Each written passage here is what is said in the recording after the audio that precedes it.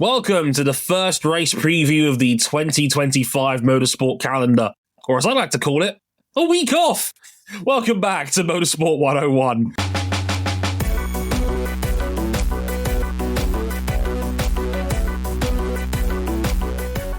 Hello, everybody. Welcome to episode 561 of Motorsport 101. I'm your friendly neighborhood host on vacation, partially. Dre Harrison, glad you can join us for the first real big race of the motorsport calendar for 2025. No, we are not talking about Formula E. We are talking about the Rolex 24 Hours of Daytona from our friends across the pond at IMSA. It's that time of year again to really get the ball rolling, and the reigning Motorsport 101 race of the year from 2024 as well, let's not forget. So if it's anything like last year, we're in for another classic.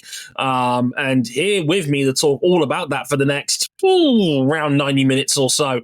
First up, we got Mr. Cameron Buckley. Hello, sir. How's it going? It is certainly going. It is January 22nd, 2025.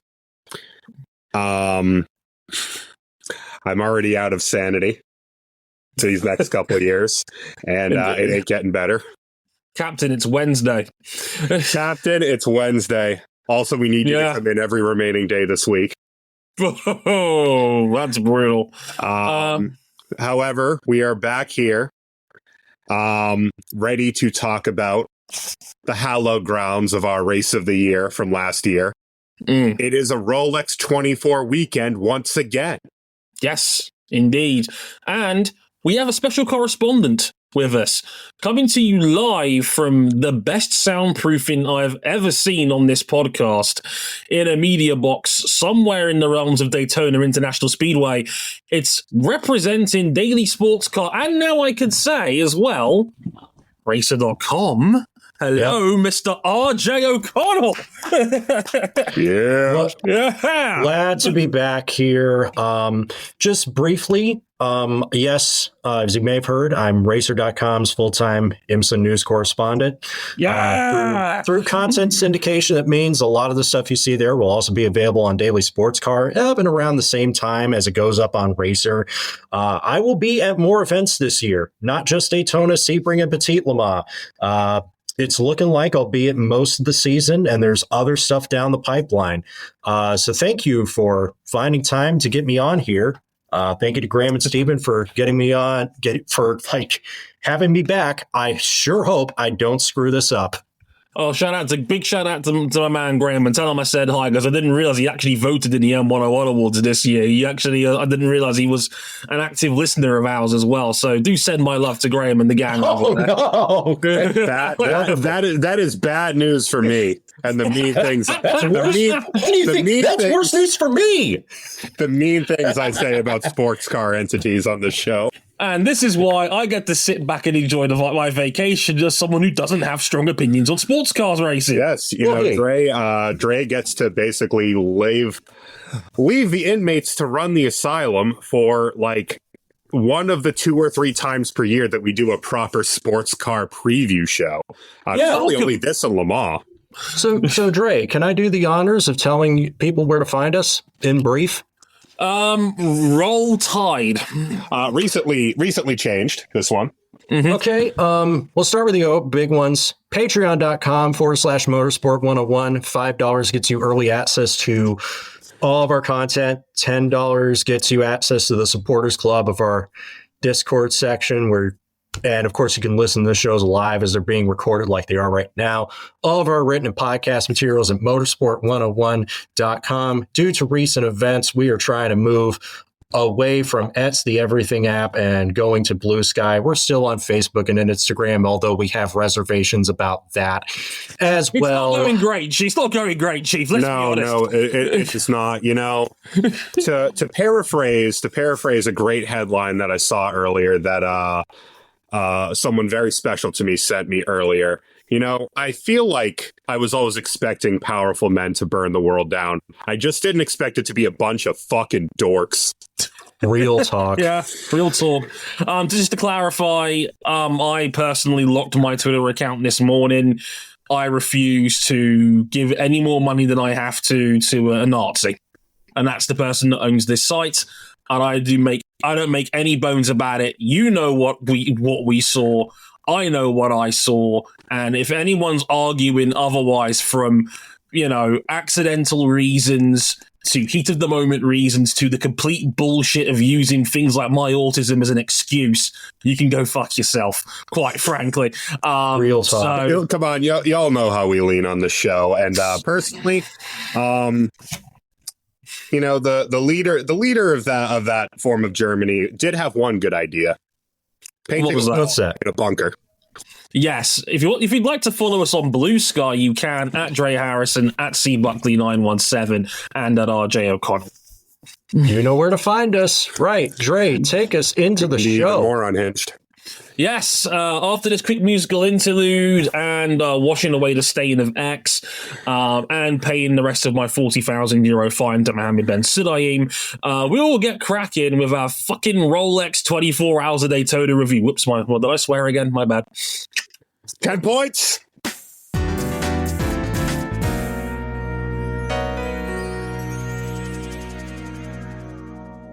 All right, everybody. Here is how things are going to work. There are 4 classes. There are 61 cars in this first race of the IMSA WeatherTech Sports Car Championship. We're going to start in order of ascending of professionalism, which means we're going to go to the one class that mandates a bronze driver, and that's LMP2. We have 12 entries, all using the Orica 07 chassis. There's no Ligier this year. It's 4 drivers per car. 1 bronze, de facto 1 silver, 2 other gold or platinum pros. You'll recognize a few faces from F1 and IndyCar, like Felipe Massa at Riley, Colton Herta at CrowdStrike APR. We've also got a couple of front runners from GTP last year, like Sebastian Bourdais, still with Cadillac, just not here at IMSA, and Dane Cameron, late of Porsche, reigning GTP champion, now racing in LMP2. Fellas, you got a team that stands out to you? It feels a little weird because the question every year with the Rolex 24, who is the main character, derogatory? And last year's main character, the ever-present Sean Creech Motorsport with their Ligier, are not here. They're not here. That car this year, so we have to pick a new main character. Can I just say as well, bronze time, I've overthought this because obviously bronze time's more important in a WEC race where you don't get so many wave buys and safety cars. But here it's just it only matters so far as do your minimum 4 hours and 30 minutes, don't crash the car. And even if you're a lap or 2 laps behind by that point, you could still get it back. Yeah. IMSA's rules kind of give you that leeway. If I were to pick one team that I think really stands out, I actually really like that 04 lineup of Kurtz, Jacobson, Sowery, and Herta. Lineup top to bottom. It's hard not to jump at that one because Colton Herta was so fast here last year in the number 40 GTP Cadillac. He was one of the real stars of the. Was it Cadillac? We're jumping the gun a bit. We're jumping the gun a bit. See, I was too modern. I was too up to date. That's my excuse. I'm sticking to it. Yeah, that's a quality lineup, top to bottom. Hopefully, we don't have a certified CrowdStrike moment, we know, because in the past year, a CrowdStrike moment has gained new meaning. George Kurtz suffered a season-ending software update. I'm more delighted than most to see him back. I think he's one of the best bronze drivers in this category that's going to be here for the full season because, important to note, Ben Keating will be doing other stuff with his time after Daytona. So it's a whole new ball game. I really like this CrowdStrike Racing by APR team that's finished second the last 2 years. There's a possibility that they could get it done. I really like Spike this year. PJ Hyatt has picked up LMP2 very, very quickly in just 1 year. I think Dane Cameron is going to have a real point to prove after being let go by Porsche. I love what Johnny Edgar brings to the team as a silver. Yes, he was part of that Sean Creech Motorsports program, but he was certainly not even top 500 of any of the problems. His ELMS title backs that up. Yeah. And Christian Rasmussen was excellent in this race last year for Era Motorsport. On average speed, he was the fastest. Yeah, on average speed, he was the fastest LMP2 driver in this race last year. Yeah. Period. And let's call it what it is. It's a Le Mans prototype painted like a dragon. Yeah. What's not to love? Driver lineup is great. Livery is even greater. And again, these are a couple of teams that have really, they've come up a little bit short. Not really through all fault of their own in the past couple of years. Yeah. I mean, me personally, I also liked the 88 AF Corsa squad. It's hard not to stare at Nicholas Nielsen in that lineup. Yeah. As probably their headline driver after his phenomenal, in my opinion, Le Mans winning stint last year. He was number 12 on my personal employer's top 50 list to close out 2024. And I'm not really allowed to give opinions on that list anymore, but I'll say that was a certainly accurate ranking. Forgive me, Kevin. Yeah. It's hard not to look at that and leap off the page. Matt Vax as well in there is another fantastic quality driver in there as well. And AF Corsa have got more than enough pedigree to potentially win this thing. So it's hard for me not to look past the 88. But even I'm within the camp of Cam, where the other team that jumped off the page to me was CrowdStrike. So I think it's going to be a very close run thing at the top. Yep, there are other stories, of course. Reigning Jim Truman Award winner Nick Bull, he won the golden ticket to Le Mans. He's now at United Autosports for most of this year. They're bringing 2 cars. Inter Europol and PR1 Mathiasen, after a year together, are splitting. There's a lot of interesting stories to follow as the season goes on. And then, of course, Pratt Miller Motorsports is back in prototype racing. What will this lead to? Who knows? Who cares? They're back in prototypes, and that's pretty neat to see. Next up, GTD. This is the nominally Pro-Am class where you're only allowed a maximum 2 gold or platinum pros, 1 gold or 1 platinum, or 2 gold. You got to have a mixture of bronze and silvers to complement that. It's 22 cars. It's 9 manufacturers. We don't have Acura. We don't have McLaren. What we do have in both GT classes, including GTD Pro, torque sensors. These monitor and relay power output in real time, and they're mandatory in both the GTD classes. They are not cheap. That is something that has been discussed, but hopefully it means a little bit more transparency and honesty. There's also race procedure changes. The GTD cars are going to be separated from the Pro cars for qualifying, starts, and restarts.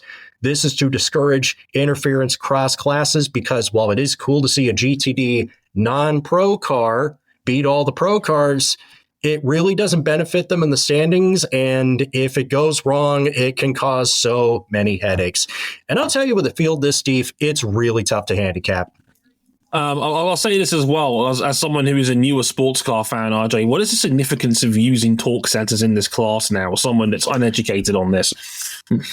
So basically, the idea behind this is that they relay information from the car to the series in real time to measure power output from the drive shaft. This is to ensure a bit more honesty and hopefully discourage a bit of that old, what's that word? It's passing through my fingers. It starts with an S and ends with and. Ends with a back. Yeah, some of that. It's to ensure that IMSA can see if someone is not quite being truthful with the pace of their car. And I mean, not only are they expensive, they've also been causing issues in this past week, as Mercedes has found out, because they only really just got their torque sensors working on like one of the last days of the Roar.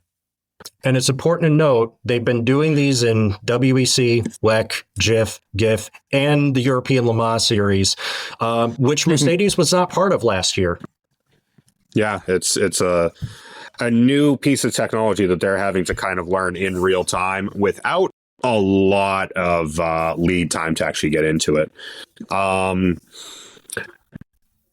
more Acuras, RIP the NSX. The world was too unkind for you. No more McLarens, and that's kind of a theme in the GT3 rankings of the world. What They we didn't did have- Still have, got United. They didn't have the best of times when in their GT3 times in IMSA, it's fair to say. oh boy, it's the Pfaff McLaren. Oh no, it's the Pfaff McLaren. Could have been in that for what we later. have is a whole lot of Ferraris. Oh, yeah. Like, this is a massive selection of Ferraris. 7 of them in this class. It would have been 8, but Dragon Speed moved up to GTD Pro in the middle of the offseason. There's some good ones with some very intriguing lineups, but Dre, I do want to borrow your idea of, like, really liking AF Corsa, but it's the number 21 car in particular, the 296 GT3, with Simon Mann, Lilu Wadu, Alessandro Pierguidi, a Le Mans winner, and Kay Causalino. I've watched Kay Causalino race in Super GT, Asia Le Mans Series, and GT World Challenge Asia. Just because he is not a household name out in the West does not mean that this dude is not an absolute firecracker. Alessandro Pierguidi, his reputation speaks for himself. Lilu Wadu, first woman to sign a Ferrari factory contract, came so close to being the first woman to win a Super GT race last fall at Sportsland Sugo. That is a stacked lineup. Really, the only question mark is Simon Mann, because for a silver, he's not considered as one of the best most days, but he just has to be good enough to leave the rest of the field in a good position to contend. The other Ferrari I really like is out of Conquest Racing. Yes, that Conquest Racing from IndyCar and Champ Car fame. They're come back to big time sports car racing. They've got a solid team here as well. Daniel Serra with Manny Franco for the full season. Cedric Spirituoli, one of the funnest names to say. Giacomo Altoy. What a name. It's a quick car. And I know that there were balance of performance breaches, and Ferrari was not the only one affected by this last year. But I'm not convinced that they can't do this again in 2025. Well, they've got to further the field. I mean, they've got a pretty good chance by default. But no, the funny thing is, I was also going to mention the 21 AF Corsa. And that is a very, very strong lineup. I'm a huge fan of Lilu Wadu. Alessandro Pierguidi needs no introduction. I had a feeling you'd mention Causalino as well, because obviously with your focus on Asian and Japanese motorsport, RJ, that makes a lot of sense. The Lexus is still chugging. I've got half an eye on the number 12 spot. It ain't gonna log off. You know, the RCF is actually being killed off as a model, yet the race car remains. It's still here in black and yellow. It is still here. And unlike in WEC, Vassar Sullivan have been cooking with this car pretty much for the last 3 or 4 years. And they've still got a very strong lineup. Parker Thompson, Jack Hawksworth, who, yes, for you... Jack Hawksworth in IndyCar. Remember when we used to call him Stateless Hawksworth in here because of how bad he was in IndyCar, but he's actually turned into a really, really, really good sports car driver in GTD. He's here as well as Frankie Montecalvo and, in my opinion, one of the dark horse shouts for an IndyCar championship this year, in my opinion, Kyle Kirkwood, also in the 12 car. That boy is nice. We're not supposed to give out. We're not supposed to give out our IndyCar season preview too early, Dre. Important to point out as well, this is Kyle Kirkwood pulling double duty across both Vassar Sullivan cars, because he's also the Endurance Cup driver of the number 14, and he's going to be driving both, and he's not the only driver that's pulling double duty this weekend. Also, shout out to the Iron Dames, who are now in Porsches. Somewhere Cam Buckley smiles as he looks out of his window.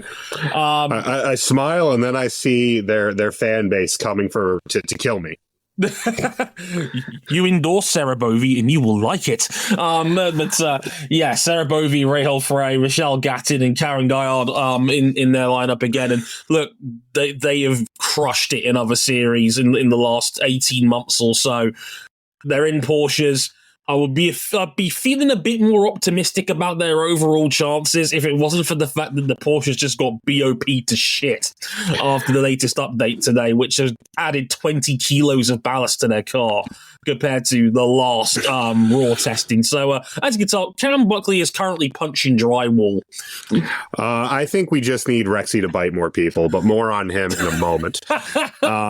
So do we all just fade the reigning GTD champions and the reigning Florida 36-hour winners? I was going to bring that up. Windward Racing. Yeah. Unless I'm misremembering. Yeah. Yes. Windward Racing, who has shown they've been rewarded and they have not been rewarded in recent times at Daytona, but they have shown just phenomenal pace here the last couple of years.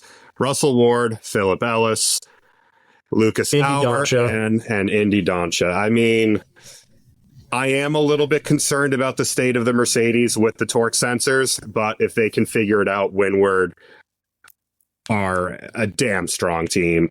Yeah. And pretty much broke this race over their knee last year. Absolutely. Russell Ward's one of the best full-time silvers in this GTD field. I have watched Philip Ellis across a number of championships. He's outstanding. Indy Doncha really does not get enough credit for the role that he plays. But for me, the story of this team is Lucas Auer. He's back for unfinished business because if you remember in 2023, he won the pole in GTD. And in his first practice session out, he hurts his back and he can't run this race. He comes back to DTM the following year. This is his first time back at the Rolex 24 since that crash in 2023. You know he is going to be motivated to get that win that he felt should have been his 2 years ago. Yeah. I believe that would be my pick for the win, honestly. Yeah. Out of this whole set. For me, it's really between the 57 and the 21 Ferrari. Those two are really the standout lineups here, I think, top to bottom. I also want to shout out Forte Racing doing the Racers group. Is that? No. Heart of Racing. Heart of Racing doing the Racers group throwback of Andy Lally and Spencer Pompelli alongside it's Magnus Racing. And this is notable because this is Magnus Racing's last race for now because John Potter, the team owner, is off doing business stuff. And we know this is going to be Andy Lally's last professional sports car race because he's stepping away to be the new president of the Trans Am Series. In his 24th start at Daytona. That is crazy. Yep. More than anybody in the field. Yep. He's been doing... I remember watching the TRG Porsches as a small child with him piloting them. Yeah, that's crazy. He's had a great career. Salute to him. There'll also be NASCAR interest in GTD because of Parker Klickerman running for Forte Racing. Hope he gets on well there. Let's get into GTD Pro and allocate a little bit more time because this is the all-pro GT class. We have 15 cars. The same 9 manufacturers that we had in GTD are all represented here in GTD Pro. So I want to touch on a couple of things here as we head into this race.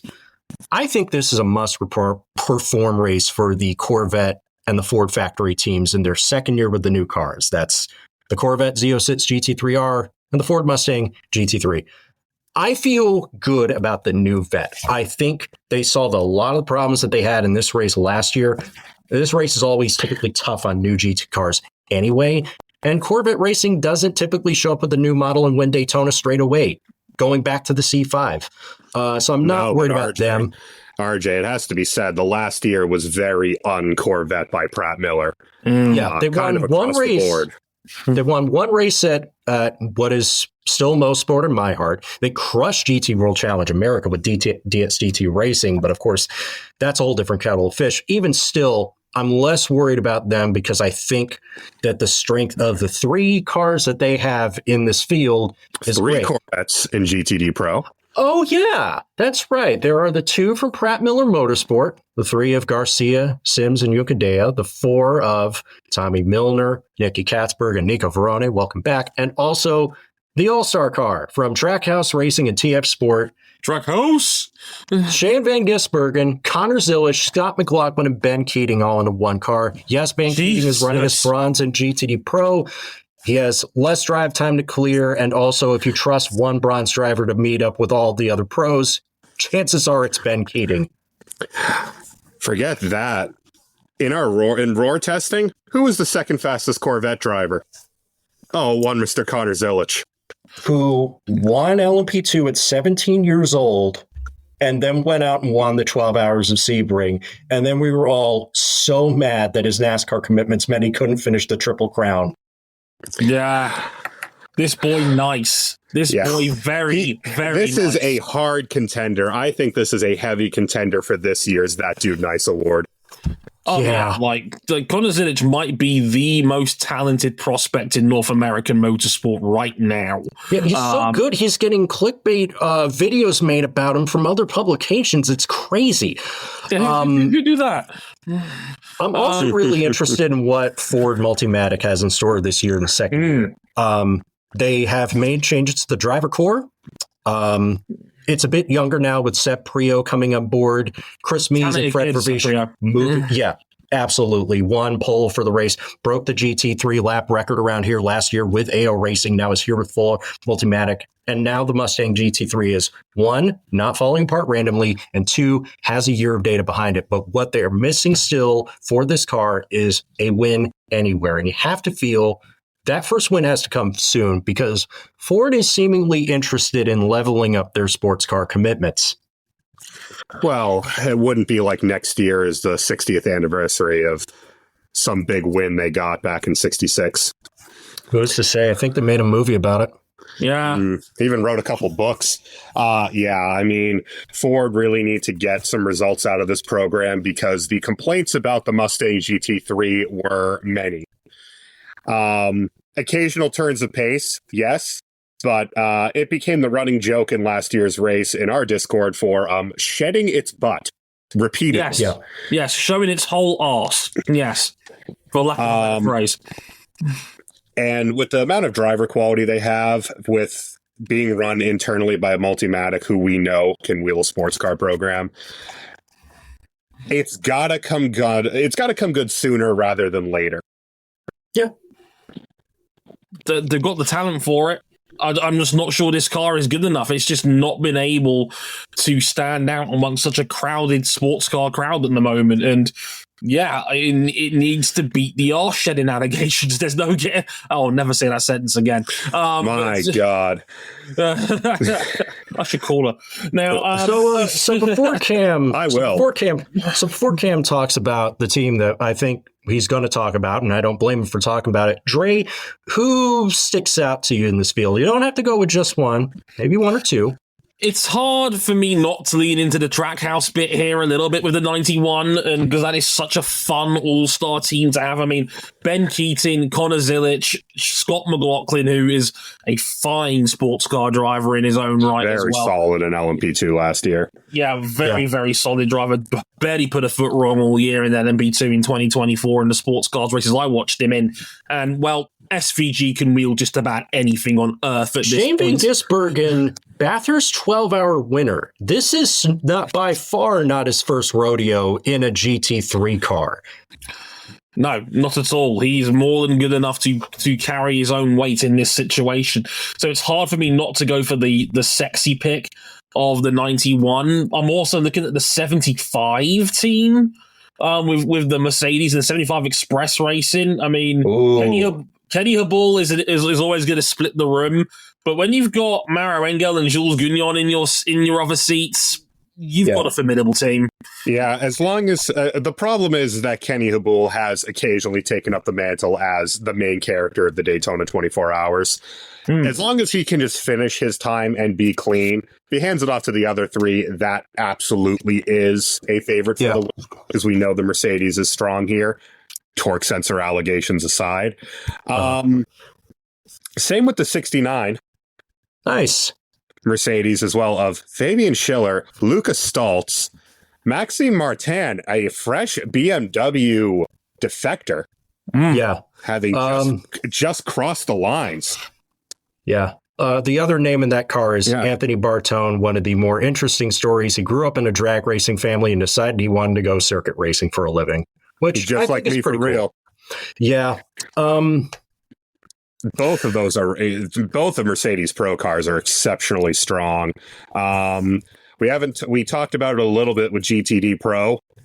The ancient, decrepit, but still fighting on Lexus. The number 14, Ben Barnicoat, Aaron Telitz, Kyle Kirkwood again. Yeah. Double G, as you mentioned earlier. And Townsend Bell. World's greatest IndyCar agent. So you know what this means? It means that Townsend Bell could potentially have an opportunity to battle on track against his Fox Sports commentary mate, James Hinchcliffe, who's going to be heading part of the challenge at Pfaff Motorsports. And it's hard not to root for this team because Pfaff Motorsport was close to having to pull the plug on its IMSA program until Lamborghini came to them in a time of need, needing somebody to run a GTD car. And I'll tell you, they have exceeded expectations. I know roar testing times are not everything, but it's way better than what I feared the program would have been come this time going into Daytona. Well, yeah, boy, especially because the plaid is now its proper color. The red and black has returned. It's beautiful. But yeah, last year, the McLaren switch, there was a lot of speed and a lot of, oh no, it's the Pfaff McLaren. And going over to a car that, don't let people fool you, is a proven quantity with the Lamborghini. I just hope they have a good time.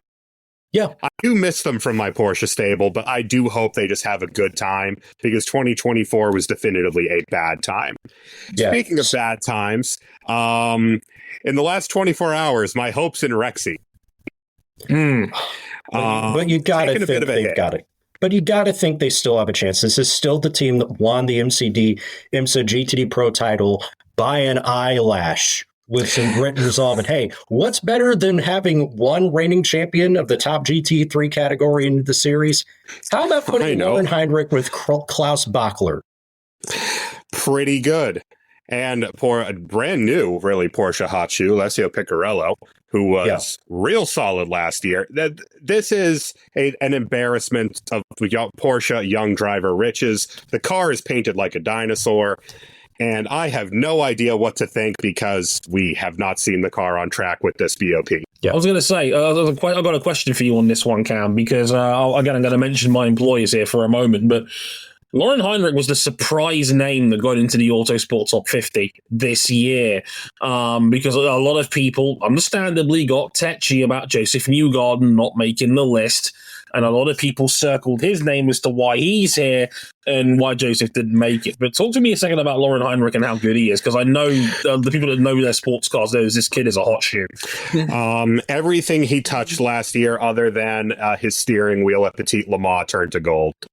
Yeah. He was absolutely fantastic. He was the consistent aspect of Rexy last year, and he just put boots to asses wherever available. He is thus far absolutely worthy of the Porsche GT grades who he has followed. And I mean, if he keeps this up, a Porsche with the engine in the middle might be in his future real soon. Because, absolutely. I'm thinking the same thing. And this, what better way to punch your ticket to a 963 ride than going and winning the 24 Hours of Daytona? Same with any of these three guys, because all of them would be worthy of it. Bachler, Picariello. I mean, they haven't won it before, but, you know, they're always strong. I endorse everything about what Lauren Heinrich said. I knew that dude was fast from the moment I first really taken stock at him at the Indy 8 Hours in 2023 when he won pole position of Pro-Am car. Yeah, he's solid. If you'll notice on the entry list, Risi Competizione, last year's GTD Pro winners. Yes, we touched on the BOP non-compliance stuff earlier. They're not on the entry list, but they kind of are because they are helping support Dragon Speed's move up to GTD Pro with Ferrari. That's got to be an outside shot with Albert Costa, Davide Rigon, Miguel Molina, and Thomas Neubauer. It just feels weird being here at Daytona and not seeing the red 62. Yeah. It does. Even I know it's not the first time, but the IMSA is a better place when they're around, and they're here in spirit. Yeah. But it just makes me sad. It does. Yeah. That said, that lineup, let's just pluck some good bits out of Ferrari. Ferrari's WEC program, good bits out of their challenge. It really is just excellence all the way through that lineup. And we know the 296 GT3, compliance aside, is very, very quick at this racetrack. Yeah, and people love buying these things up left, right, and center. That's GTD Pro in a nutshell. Now let's move on to the big class in GTDP. It's 12 cars from 5 manufacturers, but you will have to wait just a little bit. I know you want it. I know you want to hear it. I know you want to see it, but you just have to wait until Sebring to see the Aston Martin Valkyrie AMR LMH. Sebring is its IMSA debut. Its world debut will be at Qatar in the World Endurance Championship, but it's not here at Daytona. That's why Heart of Racing has a second GTD Pro advantage. Anyway, we're going to go manufacturer by manufacturer of this one, and we'll start with the Lamborghini SC63. There's only one from Automobili Lamborghini Squadra Corsa, assisted by Riley Motorsport. And this is the first time for the Lamborghini SC63 at Daytona, which is kind of a miracle. This is another Michelin Endurance Cup program. It's the only races for this car after Lamborghini hit pause on the WEC program. There was a falling out with Iron Link Suprema that's led to this last-minute deal with Riley Motorsports' service car and IMSA as the whole team is reorganized. The cast-offs from the WEC car, Mirko Bortolotti, Danny Kvyat, and Eduardo Mortara are joining the only returning IMSA driver in this car, Romain Grosjean. Andrea Caldarelli's been moved down to Pfaff, and who knows what Matteo Cairoli's program.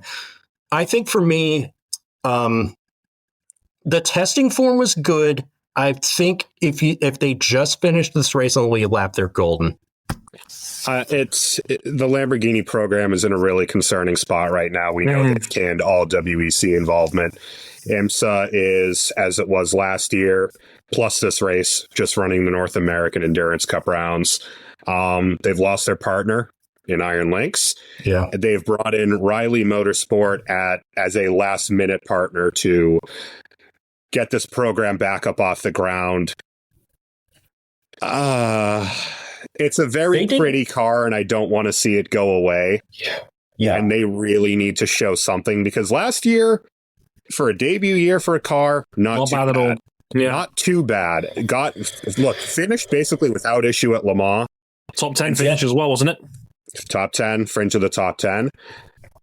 And then towards the end of the year, it felt like it started to regress a little bit. Not that we knew how bad things behind the scenes actually were. Yeah. I'm with RJ that a clean run would be a win for this program, being such short notice. Yeah. But I don't know if that's enough to keep this train rolling when VW Group has a very good GTP sitting right across the way that is already matured. Well, I'll tell you this. I know that the Riley Lambo partnership only hit the track for the first time like a few days before the Roar itself. I know that Lamborghini has made some shakeups in appointing a new head of motorsport. They have said they could invest more into it, but they have to be committed because everyone wants in. Everyone. Genesis wants in. Ford wants in. This is the hottest ticket in motorsport right now. They have factories literally banging the door down trying to get in. And it makes me sad that Lamborghini, such an iconic brand, could potentially be one and done in what many people are calling the golden age of the World Endurance Championship. It makes me sad that they seemingly didn't have a long-term plan, fell out with their only partner, and Lamborghini's general attitude until this year seemed to be one of, well, why can't someone else do it? And sadly, they're not building a monorail program. If you know, you know. Yeah, when you're in that situation, when it's this is the hottest regulation set in motorsport right now. We've got Genesis entering. We've got Aston entering next race. We've got big rumblings that Ford, that sleepy giant, may return once again. You need to mean it. Yeah. You need, you're not going to get anywhere by half-assing this in a field this competitive. Yeah. Especially when, again, if another team doesn't feel that you're committed to the program, they can just go buy a customer car from Porsche. And the money's going to the same automotive group. I need Lamborghini to mean it, because I think the bones of this program are quite good. Yeah. But drivers are solid. The Riley Motorsport absolutely know what they're doing. Remember when this team was cooking at Indy last year, right up until the point where it fell apart? And you think that's the sign of hope. They're starting to get somewhere. you need to mean it. Yeah. The other entities in this class haven't gotten where they are by going one and done and going, well, that's it. We gave it the old college try. I got to see more than just a finish. I got to see some speed. Yeah. I'd almost rather see speed and the car blowing up rather than just trundling around at the back of this field, honestly.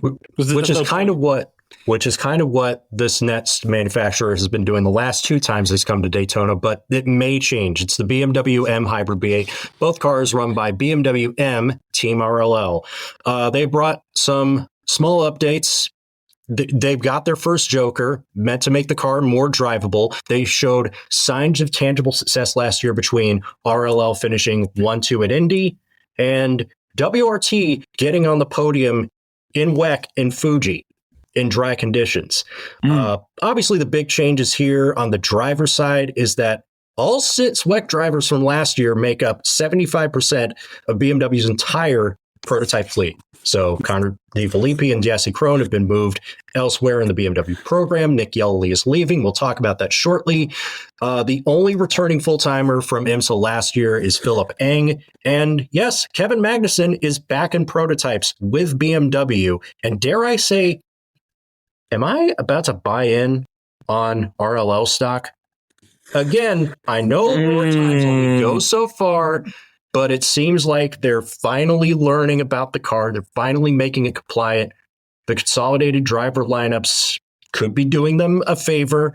And I know we are very down on the IndyCar side of RLL, but this is a team that's won GTLM here before with the big, beautiful M8 GTE on multiple occasions. Well, to counter Cam Buckley's earlier point, he wanted to see some speed. They did show that in flashes last year. There's no argument against that. They're not slow by any stretch of the imagination, but I still do look at BMW as a stock market trader, and I look at them and I go, I'll let somebody else take that gamble. Yeah, onboards with the BMW are usually a bit like watching a Kevin Estra onboard at the gentlest of times. It's the BMW is no longer slow. But also, some of that is a product of them literally running at the minimum weight in the class. The BOP was published today. They still have very favorable BOP. That's a good thing. Yeah. Because that's what this class is built on, and they have the equal lightest car. That weight adds up over 24 hours. That said, BMW needs to finish a 24-hour race without all manner of shit breaking loose. Yeah. The last 2 times they've come here with this car, well, shit went bad real quick. Yeah. Last year at Le Mans wasn't exactly all their fault. Robert Kubica still has blood on his hands. But my man murdered him. He murdered Dries Vanthoor in cold blood. Yeah. But they have yet to execute a really clean 24-hour race. Now is as good a time as any, especially with the Joker are built around, again, making this car work on something other than soft tires. You bolt softs on it, it's not too bad. When you bolt it on mediums, it's a little bit like the Monka steer emote on Discord. Kansai Drifto. But the driver lineup, absolute quality, top to bottom. Kevin Magnussen now gets to ply his craft of absolute terrorism to prototypes. But he can't. What the hell is going to happen when he tries to pass Pipo Durrani in a GT car? Kevin Magnussen is all going to be the most questionable driver in their 8-man fleet, and he has 180 F1 starts to his name. Mm-hmm. Yeah, and he's also done a season in IMSA, so he's not new to this, and we know what his father has done in the sport for over 2 decades now. I really like the lineup of the car with Philip Eng, Dries Vanthoor, who I thought was the standout of WRT and Hypercar last year, and Raffaele Marcello, who I think there's been some talk about he didn't look like he had it the first year in Hypercars. I think he's got a real point to prove this year in all of that. I really like the other car as well. Marco Wittmann, Sheldon Vanderlinde, exceptionally fast driver. Rene Rast, still Rene fast. And Robin Freins, I mean, again, all their drivers are nothing but quality. I'm just concerned about the quality of the equipment underneath them. Not necessarily in terms of pace, but they've got to run a clean 24 hours, and then you see where you are. Maybe you win. Like I Certainly. said, let somebody else take that gamble. It wouldn't be the first time a number 24 car's won at Daytona recently. Hey. Now we get into the Acura ARS 06. It's the only car that runs exclusively in IMSA and is run by Acura Meyershank Racing. Yes, Meyershank Racing is back with 2 cars. Has returned. And increased involvement and personnel from HRC America. This is a very fascinating team here. I am willing to take whatever they achieve here at Daytona as genuine, unless I'm told otherwise, because look, we know what happened. We can't go back and change it, but there are significant differences, and it starts at the top with HRC having more people on the ground, practically running the new number 93 car. Yeah, practically speaking, this is now a factory Honda program all the way through. And let's just go through the driver lineups on these 2 cars. In the 60 car, well, a little bit of a throwback. Tom Blom, hopefully better than what Indy showed last year, because sweet baby Jesus. He will be. Colin Braun, NASCAR truck legend, Scott Dixon. Need I say more? Him. Felix Rosenquist. Need I say more? Can I point out that in the 60 car, you have 2 of the most experienced Daytona 24 Hours drivers of all time. It's Scott Dixon, who's in his 22nd consecutive race, and Colin Braun, who's in his 21st consecutive race. And that streak started when he was 16 years old. Yeah. Christ. And then in the other car, Alex Palou. Him. That's your ringer. That's our ringer is Alex Palou. The ringer is arguably the best race car driver on the planet right now. Renger Van de Zanda, cue the Mario Underground theme. Nick Yellowleaf, fresh out of the BMW program. And RJ. Your man. Woods. Kakunoshin Ota, going by Kaku here in the West. This is his first time racing in America. It seems like he is going to be the bridge between HRC in Japan and HRC's IMSA program. He's excited to race in America. I'm excited to see what he can do. I sincerely hope they do not just stick him with the Joseph Newgarden, run the minimum 2 hours and don't crash the car rookie kind of stint. But he is learning a lot on the fly. To your point about Alex Palou, I want to see him cook here in the Acura after being so quick from the drop in the Cadillac. And Renger van der Zande, Nick Yellowleaf, you don't really take stock in how good these guys are until you move them out of their previous surroundings. Van der Zande at Cadillac, Yellowleaf coming over from BMW. Like, when they are good, they are solid. Like they have more upside than down, and have. And again, the 93 car, hailing very much from the era of LMP1H with its livery of just throw a little red in there, don't make it too flashy. Again, direct HRC support for that team. Yeah. That is a really damn strong car. When the biggest question mark might be Alex Palou. But you can kind of end it there, really. Unfortunately, my question about the 60 is, did we really need another AI sponsor? Yeah, the livery is not, I don't think the livery is as good, but I know the quality of the drivers is good. Tom Blomqvist has come here 3 times and never finished off the podium. We mentioned the experience that Braun and Dixon have. Felix Rosenquist has also got a big opportunity. This is the first time he's run Daytona in a top-tier prototype.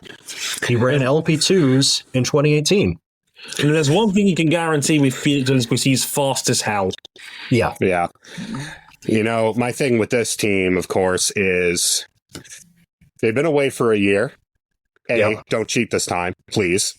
Please, God. Please, God, do not cheat this time. But also, they are the other car alongside the Porsche, which got a little clip on the BOP, not too bad. The Acura was the other car that had a big adjustment done to it. And last year, the Acuras were really kind of outgunned. by the Porsche on the banks and by the Cadillac on the infield to make a situation where even though the 40 car was loaded for bear going through that final restart, it had to watch a Porsche and a Cadillac get very small in its windshield very, very quickly.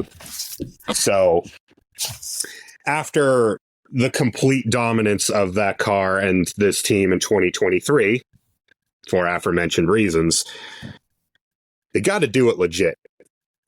I think they can. They can. Absolutely. They have the personnel and the staff there, and it just depends. Typically, the Acura top-tier prototypes since the DPI era have usually gone well at Daytona. Yeah, they're always bad fast up on the banking. It helps when you have an abandoned IndyCar engine shoving it down the track. Absolutely. You know what else is bad fast around the high banks of Daytona? The Cadillac V Series R. And if you're wondering, wait, what happened to Wayne Taylor Racing with Andretti and Acura? Well, they're now on their second reunion tour with GM and Cadillac with 2 cars to complement one from Action Express. Also, what happened to Andretti Global? It's complicated. It's Cadillac Wayne Taylor Racing. The car has its first big update. They have a new control electronic system aimed at more consistency and reliability. Cadillac wants this to be a versatile car in all situations. Well, and RJ, remember what broke on this car last year at Daytona? Catastrophic electronics failure in the night KO'd the ever-cursed yellow Cadillac. Yep. And the number 10 didn't have much better luck either in that race. Another thing is that Cadillac seems to be very determined to have all 3 of its cars work in harmony as one big team rather than as adversaries, which they kind of felt like it was back when it was Action Express and Ganassi. We'll see how that progresses. I mean, 3 cars, and even after Alex Lynn had to pull out of the number 40 Wayne Taylor car due to illness, it's not a knock on Alex Lynn. It's just that everybody else left is really good. Oh, they're only going to have to get by with Kamui Kobayashi, Jordan Taylor, and Louis Delatraz. And the other car is it's Ricky Taylor, Felipe Albuquerque, who've won this race twice together. Will Stevens and Brendan Hartley. Will the lad, having converted to Will the Dad Stevens recently. Congratulations to Will Stevens on becoming a dad. We love that. Big Willie. We love that. These cars are devastatingly gorgeous, by the way. The blue chrome and the actual chrome. Hot diggity dog. Those good. The 40 is filthy. They look as good as they sound. I don't know about that. There are not many things more. I feel like the sound of a V Series GTP would kill a medieval peasant. So, yeah.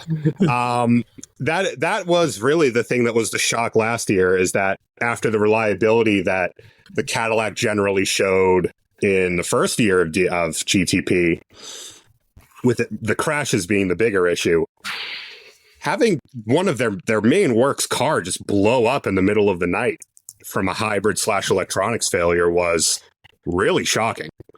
There is a little bit of yellow on the back of these cars, and that's got me a little scared for their well-being across 24 hours. It's like, but it's Wayne Taylor Racing. We will dabble in a little bit of curse as a treat. How did the number 10's race go last year, RJ? But that was with a different manufacturer. Last time it was with Cadillac. Wayne Taylor Racing won the Rolex 24 3 times in 4 years. And that first time rattled off a string of 5 wins in a row to open 2017, in which Ricky and Jordan Taylor could not be caught for the championship. Yeah, they started off the previous DPI era so busted that Cadillac had to change their engine the next year. Fantastic. It's pretty good. The driver lineup, a secret-based video of pretty good. Yeah, the driver lineup is amazing across the board. I mean, like, we've barely mentioned Brendan Hartley. He was getting one of the fastest sports car drivers. Only a Le Mans winner. Only one of the fastest sports car drivers of the last decade and the quickest multi-time WEC champion. Multi-time champion and the fastest man at Le Mans last year on average pace time. And he's barely got a mention in this. The driver lineup is quality. The question is that can Cadillac punch at the very highest level when it matters most? Because if there's one thing I noticed from WEC, Cadillac was kind of in that weird no man's land where they weren't quite Ferrari, Toyota, Porsche most of the time, but they're obviously a class above manufacturers like Peugeot and BMW most WEC weekends. Where is Cadillac relative to the rest of the field? And the thing that the pace trait of these couple of cars really the last couple of years has been that the Cadillac isn't all that good on the high banks, but it's mega on the infield where it can use that torque and that immediate punch around out of the corner from running the naturally aspirated V8 that sounds so beautiful. Yeah, it's what you expect out of a loud V8 powered American car, for it to be agile in the corners and not all that great in the straights. Hey, immediate torque is great to have. But last year, arguably the defining thing, the thing that kept Porsche ahead of them in that race, unless they had help, they just couldn't catch them on the high banks. Also, I'm a bit concerned about I'm a bit concerned about our 31 lineup in the sense of, we know the car is quick, but relatively speaking, that's a very inexperienced team. There's talent here. Felipe Drugovich and Frederick Vesti are half and half, isn't it? Our top end, Formula 2 champion level drivers and open wheelers. Jack Aitken has had a mixed record in sports cars so far. It's gotten better recently. Yes, it has. But that's only because the bar is resting somewhere underneath the Peugeot 9X8. And then there's Earl Bamber, who is pretty Earl Bamber is box office, and I don't necessarily mean that as a compliment. But here's the thing. With Aitken and Bamber, these are drivers who've had their moments of wonder and woe, and when they're firing on all cylinders, that is we forget that Earl Bamber was a Le Mans winner in his top class debut. Two Le Mans wins, world endurance champion. Yeah, but it's been it's the blue Cadillac. Oh no, it's the blue Cadillac. Well, what better time to start than now? Year. Could Frederick Vesti and Felipe Drugovich, the two young men that the F1 paddock forgot, could they be difference makers here? Cadillac thinks very highly of Vesti because he's going to be standing in for Earl Bamber when Bamber has to do WEC rounds. I think there's something here with Vesti. And if I'm Drugovich, I really want to start impressing people, because surely he can't just hang around the Aston Martin pit wall in F1. He has to know there's no chance of him getting an F1 seat anytime soon. He's been there for 3 years now, nearly. Lance Stroll is going nowhere, and Fernando Alonso is going to be at least 2 more seasons in F1, in my opinion. You're not getting an F1 seat, Felipe, and you're not going to get... There's a fleet of youngsters that have all jumped you in the queue. We've got 6 dudes in F1 next year that have less than a full season's worth of experience. He's in the, it's not happening. He's in the purgatory of good enough to be coveted and held by a team, but not good enough to actually be signed and put into the sport by that team. Well, I think a good performance here would put him in General Motors' good graces. And, of course, remember, this is the fastest car all time around Daytona International Speedway's road course. It is, but also they lack the Durrani factor, both positively and derogatory. Yeah. He's gone from this lineup, so I don't have reason to hate on them for no apparent reason other than just for the love of the game. Also, Drugovich was solid last year at Le Mans. He was not the problem with that Cadillac lineup last year. Yeah. So we know that Action Express knows how to engineer a car around here. But this is the biggest departure they've had in a driver lineup since the Corvette DP era. That's going to be really fascinating to see how they get on it. Again, it's a big opportunity for them. They have to seize it. And of course, there's the Porsche 963s. There's 4 of them in the field.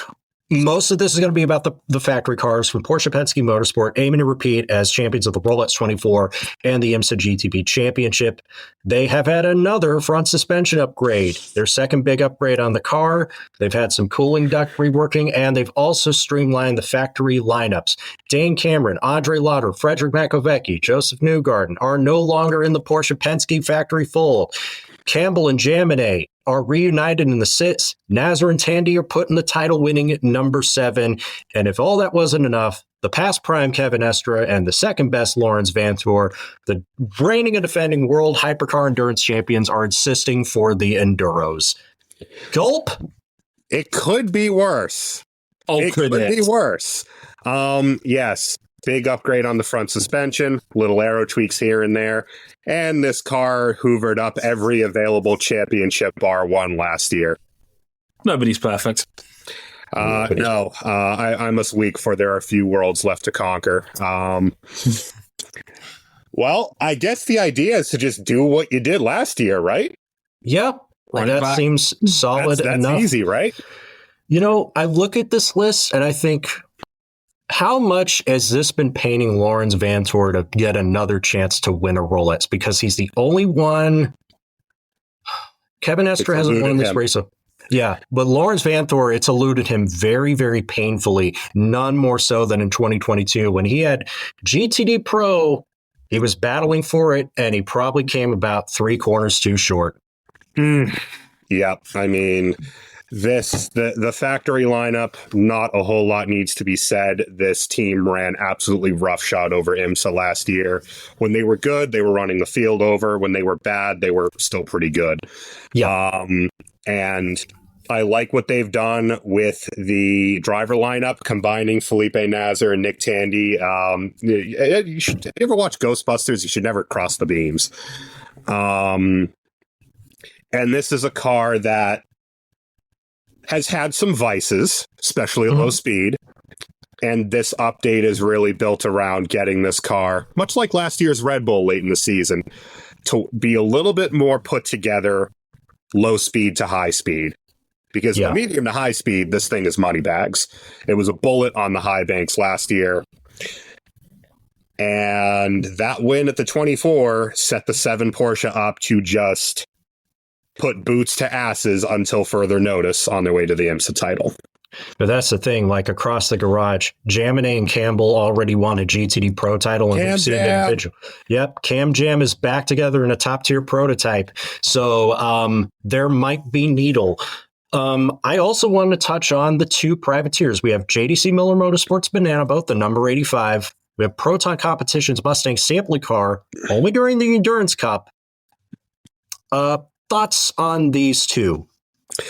The number 5 car, Julian Andlauer, is him. He's been him.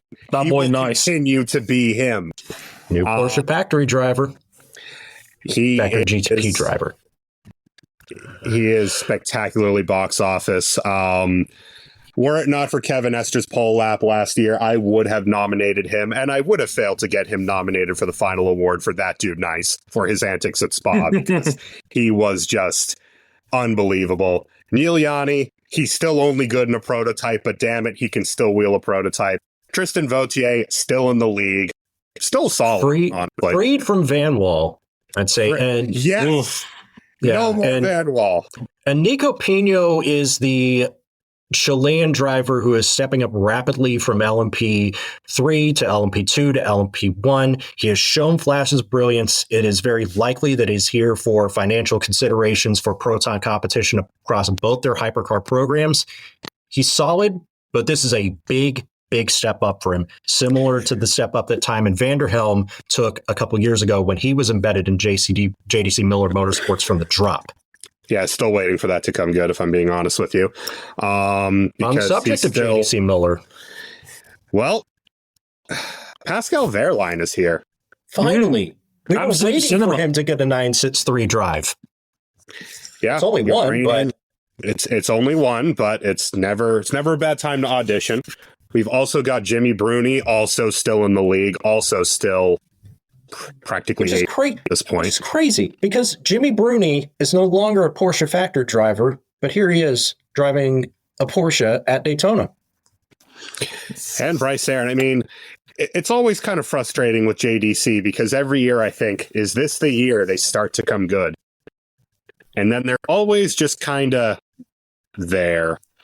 Well, I'll tell you this. Both the privateer cars showed flashes at Daytona last year. Obviously didn't win, but they were a lot more competitive than I think people would have given them credit for. JDC Motorsports has a tough task to replace Richard Westbrook, but Jimmy Bruni is a pretty good replacement for him. My big thing this year is the one big bugbear with the Porsche last year at this race was the torque sensors. Yeah. And running over their drivetrain parameters. And now they were able to fix that on every car but the 6, but it practically derailed the 6's whole race over and over again. Yeah. With the strength elsewhere in the field, I don't think they can afford to be dealing with those kind of niggling issues. Yeah. But also, this was the car that went from being you tested all of those miles for this reliability in 2023 to generally being the most put together car for most of last year. Yeah. It's safe to say the second year Porsche glow up happened in a big way. We'll see if that continues into year 3, because if you know Porsche's pedigree in endurance racing, they do not rest on their laurels. And if you know anything about Team Penske's pedigree in professional motorsport, that man doesn't rest on his laurels very often. I got a set of projections for the Rolex 24, a little bit trimmed down for time. First one I want to ask is that will the outright lap record be broken again in qualifying? That was a 132.656 set by Pipo Derani last year. No, because the track has been washed clean of all of its rubber in the past week. Yeah, I didn't realize this. Yeah, so that track needs to rubber in. It needs to rubber in really fast Thursday with no more rain. Thankfully, the rain has stopped. If that happens, it's possible, but the conditions aren't favorable. Dre was going yes, and I like the spirit. It rained. Whoops. I forgot about that. I got to ask an 8K, Harrison. Will we see a brand new total distance record? The record is 808 laps set by Action Express in 2018 in the DPI era. I'm leaning towards no. Reason being that 2018 was a major anomaly with perfect weather conditions for much of the race and having little to no caution for basically from sundown to sunrise and all the way through. Yes. And that just doesn't happen in sports car racing a lot of the time. And I think cautions do tend to breed cautions for the most part with close running. So I'm going to say no on this one. This race, a lot of cars. I mean, 61 cars is a lot of cars anywhere, but at Daytona, especially when you start to work traffic, especially with the Pro-Ams having to work with one another in the infield between GT and LMP2, you're probably going to see a little bit of argy-bargy down there. There is always that risk, but at least based on the weather forecast for the week going forward, it should be good Saturday and Sunday. I want to believe it can, and I'm sticking by playing the mask. I think it's going to happen. I think I saw enough rain in 2019 for 1,000 Rolex 24s at Daytona. You and me both. Here is a question. Will I oversleep my Sunday morning alarm to get back to the track and finish my shift? No, you'll be fine. You're far too professional for that. I'd like to think I won't. Depends. I think you should keep yourself up instead with the Waffle House 24-hour challenge. No, that is tempting. Other combatants may be looking for a fight as well. Who's to say? Will they paint the bus stop chicane? No, and NASCAR needs to figure out how to get their fucking cars to stay on the ground. I think it's looking really dicey if they are. I'd love to see it because it doesn't look good on TV. It's a bad look on TV. It's a bad look. I'm more concerned with the bus stop that, given it's all asphalt runoff, racing drivers are paid to take liberties, and that is going to enable a little bit more nonsense into the bus stop, knowing that the consequences aren't going to be quite as great. 24 hours. Please, no Harry Ticnerino. Quickly, LMP2 winners. AF Corsa. CrowdStrike. I'm also going CrowdStrike by APR. Your GTD non-pro classic winner. Dame time. Ooh, You're going with the dames. ooh! I'd love to see it. I'm gonna stick with Windward 57 Mercedes. A fine choice. I think it'll be a Ferrari. I think in a small upset, it'll be Conquest Racing. Mm. GTD Pro winner. Give me Rexy. Ah.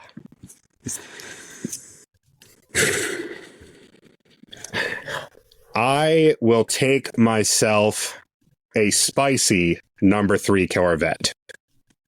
I was going to take the spicy number 3 Corvette. You can also take the spicy number 3 You Corvette. Americans are so predictable. And that's why I'm taking... I own one. I gotta hold the party lines. I say You are talking to the man who has predicted the last 2 Le Mans winners on the nose on this very podcast. Yeah. Close the door. And that's why I'm about to fade all of y'all, because I know that new models have a tough time at Daytona, but there's nothing that says Evo kits have a tough time at Daytona. Give me the number 1 Paul Mailer Racing BMW with Madison Snow, Neil Verhagen, Connor DeFilippi, and Kelvin van der Linde. He's changed his mind. Is that going to be the second race for that car as well? Third, but it's already perfect. Yeah, it's already batting 100. So, and your GTP winner and likely overall winner, the 63rd annual Rolex 24 at Daytona. Don't say likely. I don't want to see so much rain that Rexy wins this because it's rear engine. I'm gonna go with the Tandy Man can, because he races it with love and makes the race taste good. The number 7 Porsche. Sinners will be allowed no quarter. Kill them all and let Tandy sort them out. Yourself to my wagon. I need to fade. You're hitching yourself to mine. I need to fade both of you very quickly, and I'm going to think that the Chrome number 40 WTR Cadillac is going to win it for Alex Lynn. Oh, look. Can I be quite clear? If Kamui Kobayashi racks up another Rolex, supporter of the show, Tony Smith, is going to be visible from space. Oh, look. If that Chrome Caddy wins, I'm immediately reaching for the bottle of baby oil. It's going to be a good time for everybody. Oh, you calm down. That car is filth. Lastly, thinking forward, your 2024 IMSA GTP full season champion, because I'm not doing endurance cup predictions on this show. I'm going again. I'm going again. I'm going to go team podcaster. I'm going with Lawrence Vanthoor in the 7 team. I've got to back my own. Vanthoor's only the endurance cup driver. He's got a WEC title to fight for. True that. You're hitching your wagon to Nasser and Tandy. 7 car with some luck. I am going to... You're picking Jam Cam. Don't argue with me. I know you. You're picking Jam Cam. I am. Damn, I am going to do that because predictable. Matt Campbell started off 2024 hotter than fish grease and really didn't cool off all that much. No, he didn't. Year. When there were issues, it was usually not one of Campbell's making. So no. That man is him. He will continue to be him. They tested his DNA. Turns out he's 100% Cam Jam. And Matthew Jaminet, excellent. Kevin Estra. Yeah. Kevin Estra as the extra. That boy nice. I am also, it's a Penske clean sweep, so everybody point and laugh in case somebody else wins the season-long title, but I guess it's a matter of who. And I think this time it will be the number 6 car. Ooh, they've had a shocking level of agreement on this. I don't like it. Yeah, filthy. Yeah, this is the most angry day in the IMSA WeatherTech Sports Car Championship. And because somebody charged their golf cart all wrong, there was a fire that broke out about an hour before we started recording. Just want to Everybody's okay, thank you. Yeah. I was gonna say everyone is all right, thankfully. I heard that in the chat, and every 4 people started typing at RJ. Hey, you okay, bud? Yeah, I'm fine. Everybody else is fine. Places you can watch this race. If you are in the United States, it's on the networks of NBC and the Peacock app. If you are in most places abroad, it's on the IMSA YouTube channel or IMSA TV. If you prefer it on radio, it's on IMSA Radio. If you like to have a spotter's guide for all the cars to look at what they actually look like, and you're not at the track, Andy Blackmore's put his spotter guide together. That's at spottersingularguides.com. And we'll see what happens. I am going to be working a little bit during this race, but I should be. I'm going to be working during all of it. Well, yeah, but you're there. Your job is the race, sir. Mine is not. But I'll try to keep track of it as best I can. I'm sure we're going to have a whole lot of IMSA After Dark nonsense, both within our own Discord as well as on the socials of your choosing. Please pick something other than Twitter. You deserve better. Who knows? I might even good tweet a little bit about it. Blue tweeting, if you will. Yeah. RJ, you can sign us out, buddy. It's been your show, my man. All right. Thank you for letting me quarterback this one, Dre. Thank you to everybody who's listening as we are doing live. You can do that as well at patreon.com/motorsport101. If you want to see all of our content, it's at motorsport101.com. On behalf of Cam Buckley, Dre Harrison, Graham Goodwin, Stephen Kilby, the rest of everybody at IMSA, I'm RJ O'Connell. I guess I'm signing out. Later, y'all.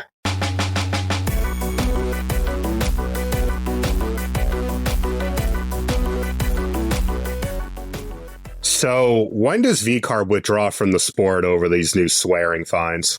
Oh, brother. That's 10 points, Harrison.